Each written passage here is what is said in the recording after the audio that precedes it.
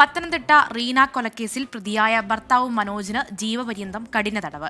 2 ലക്ഷം രൂപ പിഴയൊടുക്കണമെന്നും ഇത് സാക്ഷികളായ മക്കൾക്ക് നൽകാനും കോടതി പറഞ്ഞിട്ടുണ്ട്. പത്തനംതിട്ട അഡീഷണൽ ജില്ലാ സെഷൻസ് ജഡ്ജ് GP ജയകൃഷ്ണനാണ് ശിക്ഷ വിധിച്ചത്. വിവരങ്ങളുമായി ശ്രീകുമാരനുണ്ട് പത്തനംതിട്ടയിൽ നിന്നും. ശ്രീജിത്ത്, മക്കളുടെ മുന്നിൽ നിന്നുള്ള ഒരു അതിക്രൂരമായിട്ടുള്ള കൊലപാതകമായിരുന്നു. അതിൽ ശിക്ഷ വിധിച്ചിരിക്കുന്നു, ജീവപര്യന്തം ശിക്ഷ ലഭിച്ചിരിക്കുന്നു. കൂടുതൽ വിവരങ്ങൾ.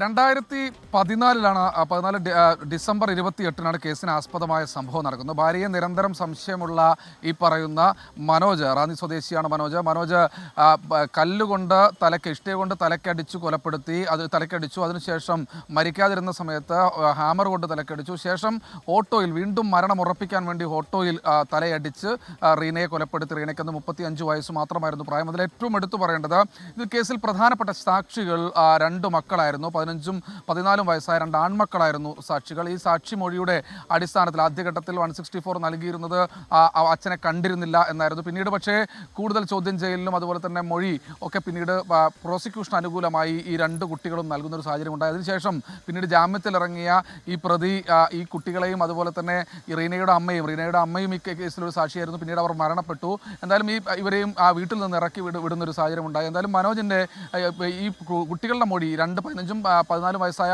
2 ആൺകുട്ടികളുടെ മൊഴിയാണ് കേസ് ഇത്ര കണ്ട് ശക്തമാകാനുള്ള കാരണമുണ്ടായത്.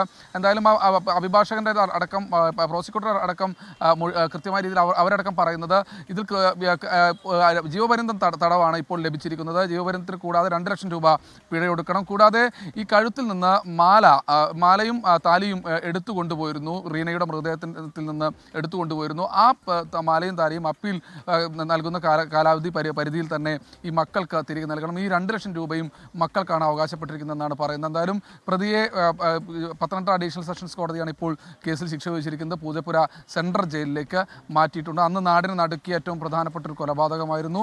പ്രതി യാതൊരു ഭാവവ്യത്യാസവും ഇല്ലാതെയാണ് ഇവിടെ നിന്ന് പത്തനംതിട്ടയിൽ നിന്ന് മടങ്ങിയിരിക്കുന്നത്. ശ്രീകുമാരനാണ് വിവരങ്ങൾ നൽകിക്കൊണ്ടിരിക്കുന്നത്.